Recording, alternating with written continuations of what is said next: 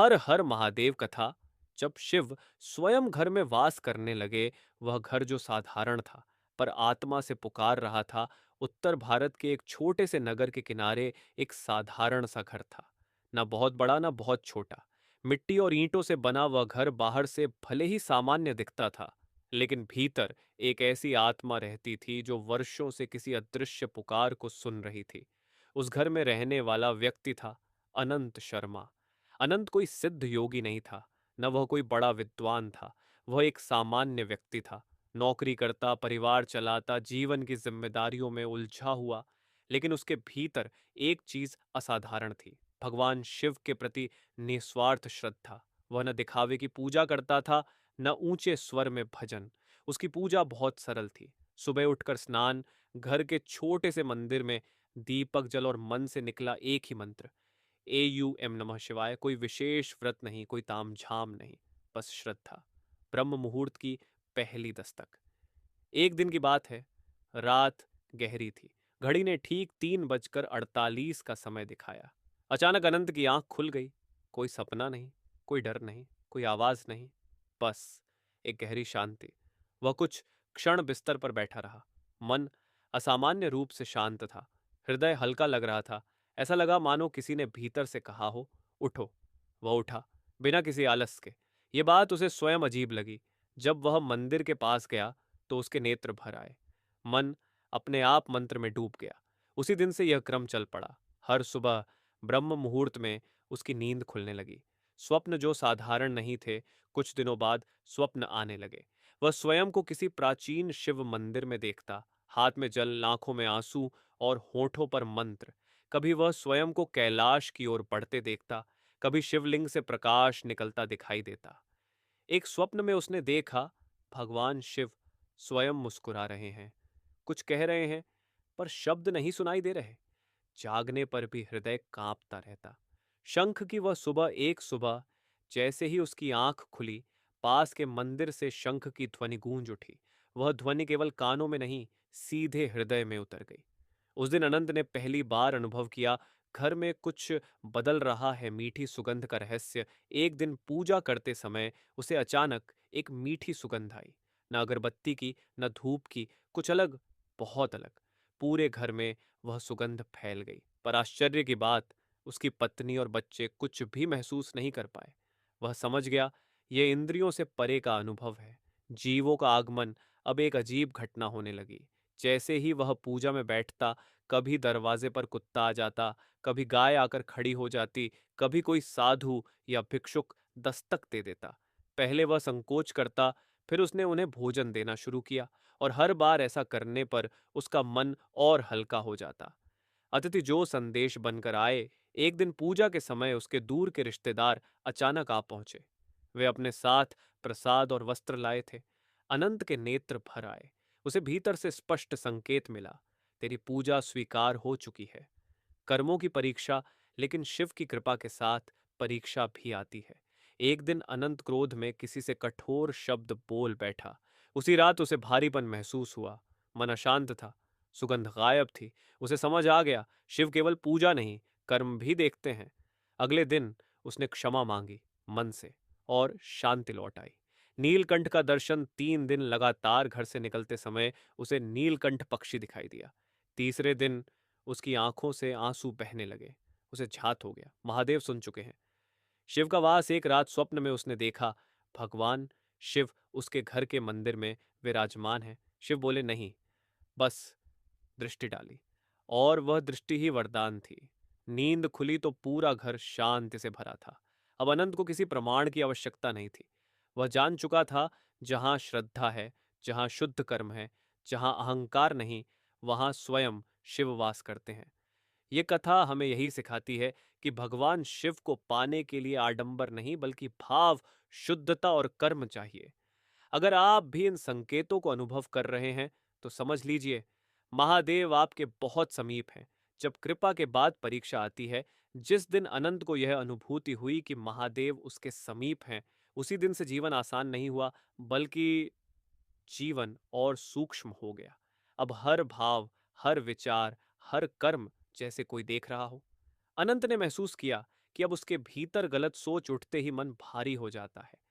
पहले जो बातें सामान्य लगती थीं, अब वही आत्मा को चुभने लगीं। यह शिव कृपा का पहला संकेत था, अंतरात्मा का जागना। मौन का बुलावा एक रात अनंत को स्वप्न नहीं आया। बस गहरा मौन था, पर उस मौन में कोई आवाज थी जो शब्दों में नहीं थी। अगली सुबह से उसे अकेले रहने की इच्छा होने लगी। भीड़, शोर, व्यर्थ की बातें, सबसे दूरी बनने लगी। वह जान गया, महादेव उसे मौन की साधना सिखा रहे हैं। घर का वातावरण बदलने लगा। अब उसके घर में लड़ाई झगड़े कम हो गए।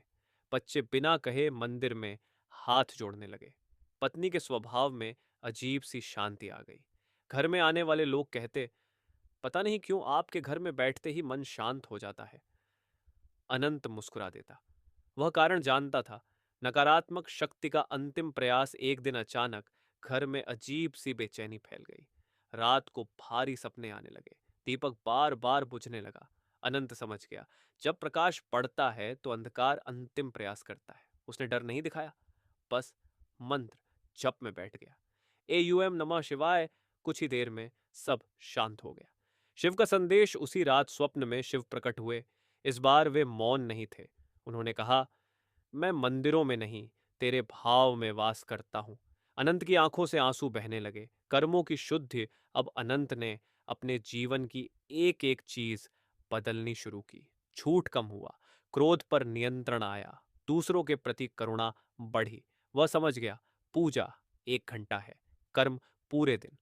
उल्लू और लक्ष्मी का संकेत। एक रात घर की छत पर उल्लू बैठा। किसी ने डर महसूस नहीं किया, बल्कि मन में एक विचित्र श्रद्धा जगी। कुछ ही दिनों में आर्थिक परेशानियां धीरे धीरे सुलझने लगीं। भूख बदलने लगी। अब घर में सात्विक भोजन बनने लगा।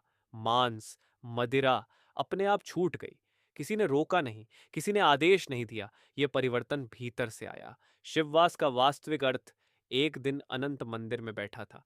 तभी उसे यह बोध हुआ, शिव का घर में वास का अर्थ यह नहीं कि वह दिखाई दे, बल्कि इसका अर्थ है घर में अहंकार न टिके, घर में अशांति न टिके, घर में अन्याय न टिके। अंतिम सत्य अनंत अब जान चुका था। शिव का वास दीपक, धूप, फूल से नहीं, बल्कि भाव, मौन और कर्म से होता है। और जिस दिन मन स्वयं शिव हो जाए, उस दिन घर घर कैलाश बन जाता है। का संदेश। अगर आपके जीवन में भी अचानक मौन बढ़ रहा है, भीड़ से दूरी बन रही है, अंतरात्मा जाग रही है, तो समझ लीजिए महादेव आपको भीतर बुला रहे हैं। समर्पण, विसर्जन और शिवत्व। जब प्रार्थना भी मौन हो जाती है, अब अनंत की पूजा बदल चुकी थी। वह मंत्र बोलता नहीं था, मंत्र स्वयं उसके भीतर गूंजता था। कभी कभी वह दीपक जलाकर बस बैठ जाता, ना मांग, ना प्रश्न, ना अपेक्षा। और वही स्थिति शिव के सबसे निकट होती है। इच्छाओं का क्षीण होना धीरे धीरे अनंत ने देखा। इच्छाएं कम हो रही हैं। वह अब कुछ पाने के लिए प्रार्थना नहीं करता था, बल्कि जो है उसी में पूर्णता महसूस करता था। उसे समझ आया, जहां संतोष है वहीं शिव है। संसार रहते हुए वैराग्य।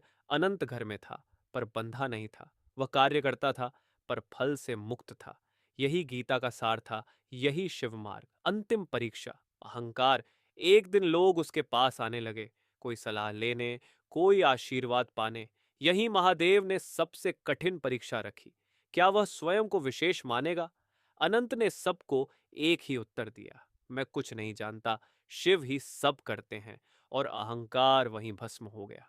शिव का स्थायी वास। एक रात अनंत को कोई स्वप्न नहीं आया, पर नींद के भीतर एक स्पष्ट अनुभूति थी। अब मैं कहीं नहीं गया, मैं यहीं हूं। वह समझ गया, अब शिव आते जाते नहीं, वे ठहर गए हैं।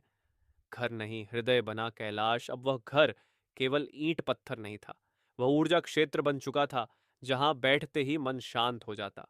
लोग कहते, यहां कुछ है। हाँ, वहां शिवत्व था। मृत्यु का भय समाप्त। अनंत को अब मृत्यु से भय नहीं लगता था, क्योंकि उसने जान लिया था, जो शिव में जीता है वह कभी मरता नहीं। भक्ति का अंतिम सत्य। शिव ने उसे कुछ नहीं दिया, और यही सब कुछ था। न धन, न चमत्कार, न सिद्धियां, सिर्फ स्वयं का बोध। जब भक्त ही मंदिर बन जाए, अब अनंत जहां जाता वहां विवाद शांत हो जाते, लोगों को शांति मिलती, बिना शब्दों के। वह अब चलता फिरता मंदिर था। शिव वाक्य। एक दिन उसके भीतर से एक वाक्य उठा, मैं तुझसे अलग नहीं था, तू ही मुझसे दूर था। आंसू बह चले। शिव का वास क्या है? शिव का वास घर में दीपक जलने से नहीं बल्कि अहंकार बुझने से होता है। जहाँ करुणा है, शिव है। जहाँ मौन है, शिव है। जहाँ समर्पण है, शिव है। अंतिम संदेश भक्तों के लिए, अगर आपके जीवन में धीरे धीरे सब शांत हो रहा है, अगर अब आपको कुछ मांगने का मन नहीं करता, अगर आप भीतर से पूर्ण महसूस करने लगे हैं, तो समझ लीजिए महादेव आपके भीतर विराजमान है। ओम नमः शिवाय।